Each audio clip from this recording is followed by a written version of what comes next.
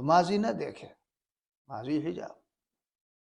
حضرت اقدس تھانوی قدس الروح کا ارشاد، ہمارے حضرت شاہ جلال آبادی مولانا مسیح اللہ خان صاحب نور اللہ مرقدہ نے بالکل آخری بستر علالت سے جو سنایا، اور ہم نے حضرت سے براہ راست جو ارشاد سب سے آخر میں سنا ہے، ایک گجراتی صاحب بعد نماز فجر آئے ہوئے، میں بھی گیا ملاقات کے لیے، امتحان ہوا تھا 6 ماہی، چھٹیاں ہو جاتی تھی جلال آباد، تو 1 ہفتے کی چھٹی تھی، مجھے آنا تھا۔ میں بھی صبح کو بعد نماز فجر ملاقات کے لیے حاضر ہو گیا۔ حضرت صاحب فراش تھے اور عالم استغراق چل رہا تھا، بات بھی نہیں کرتے تھے کسی سے، اسی چارپائی پر تھے جس پر صرف لیٹنے کے لیے جایا کرتے تھے، اور اب اسی پر تھے، بس ادھر کو یوں تکیے پیچھے لگے ہوئے اونچے کر کے، اور بس گردن۔ اب وہ گجراتی آیا اور حضرت سے کچھ بڑی لجاجت سے اور بہت زور سے بول گیا، تو حضرت کو ناگواری بھی ہوئی، سن لیا بہرا نہیں ہوں، اور پھر مگر نصیحت فرمائی، کیا فرمائی؟ گناہ کا تو نام بھی مت لو، مجھے شرم آتی ہے۔ یہ حضرت کے الفاظ سنا رہا ہوں، ہاں، روایت بالمعنی نہیں، گناہ کا تو نام بھی مت لو، مجھے شرم آتی ہے۔ باری تعالیٰ کا ارشاد ہے، بئس الاسم الفسوق بعد الایمان، ایمان کے بعد گناہ کا تو نام بھی برا ہے۔ ہاں، بس جب گناہ ہو گیا توبہ کر لو، جب گناہ ہو گیا توبہ کر لو۔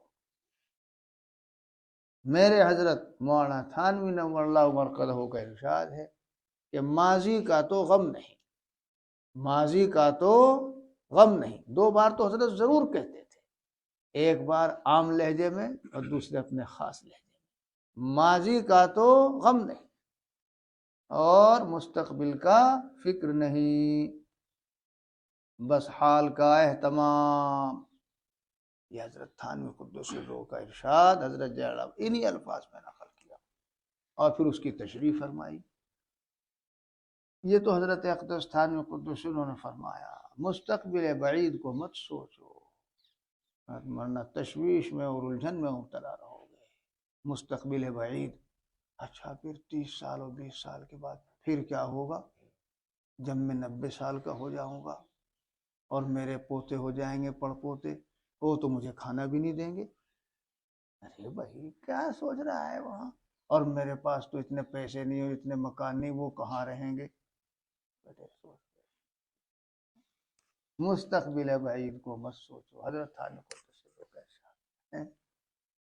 یہ تو حافظ نفیس بنتے ہیں، انہوں نے مخاطب کر کے بتا دیا۔ ہاں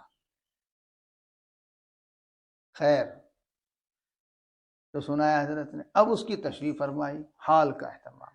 کیا تشریح؟ کہ جب صبح ہو گئی، اور ویسے بھی شاعر نے بھی کہا، تجھ کو کیا لینا ہے ماضی اور استقبال سے، کام تجھ کو حال سے ہے، کام کی ہے چیز حال۔ اگر حال کا حال درست کر لے، اسے بدحال نہ کرے، تو بے حال نہیں ہوگا۔ پوچھ لو، اگر حال کا اہتمام کر لیا، طاعت کا التزام و اہتمام، اور معصیت و گناہ سے اجتناب کا اہتمام، تو جب یہ حال ماضی بنے گا تو خوشی کا باعث ہوگا، نہ کہ رنج و غم کا۔ تجھ کو کیا لینا ہے، یہ ہر جگہ کام کی چیز ہے، طالب علم کے لیے بھی۔ اب تک تو محنت کی نہیں تھی، اب کیا کریں؟ اب تک تو مطالعہ کیا نہیں تھا، بس اب کیا کریں؟ اسے چھوڑ، جو گزر گیا گزشتہ را یاد مکن، مزہ ما مزہ، چھوڑ۔ تجھ کو کیا لینا ہے ماضی اور استقبال سے، کام تجھ کو حال سے ہے۔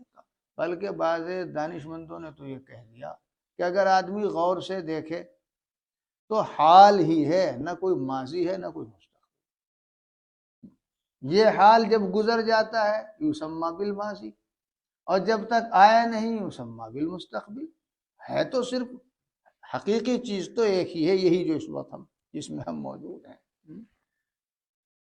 اب حضرت نے تشریف فرمائی ہے کہ جب صبح ہو گئی تو اس بات کا استحضار و دھیان کہ ذات باری تعالی حاضر ہیں، موجود ہیں، ناظر ہیں، دیکھ رہے ہیں، لہذا بد نگاہی نہ ہو، بد گوشی، حضرت نے خود بنا لی اردو، استعمال نہیں ہے، بہت عجیب بے تکلف بزرگ تھے حضرت جلال آبادی قدس سے، بد گوشی نہ ہو، بد گمانی نہ ہو، بد زبانی نہ ہو، کہ عقیدہ تو ہے باری تعالیٰ کے حاضر و ناظر ہونے کا، مگر اسے حال بنا لو، یہ حال تصوف والا ہے، یہ ماضی مستقبل اور حال والا حال نہیں ہے، کبھی سمجھو نہ اور بے حال ہو جاؤ۔ ہاں گردن ہلانے سے نہیں سمجھ میں آتا، زیادہ نہ ہلایا کرو، پھر پوچھ لوں میں کہ بتاؤ اچھا اس کا مطلب۔ ہاں یہ گردن ہلا رہے جلال آباد میں دور حدیث شریف میں ایک تعلیم یوں گردن ہلا دے، میں زیادہ نہ گردن ہلا ورنہ پھر معلوم کر لوں گا۔ ہاں بس بوز اخفش کی طرح کبھی گردن ہلاتا ہو، بوز اخفش قصہ مشہور ہے۔ ہاں اوہو یہ حال، یہ جو اب حال آیا ہے، حضرت فرما رہے ہیں کہ عقیدہ تو ہے مگر اسے حال بنا لو۔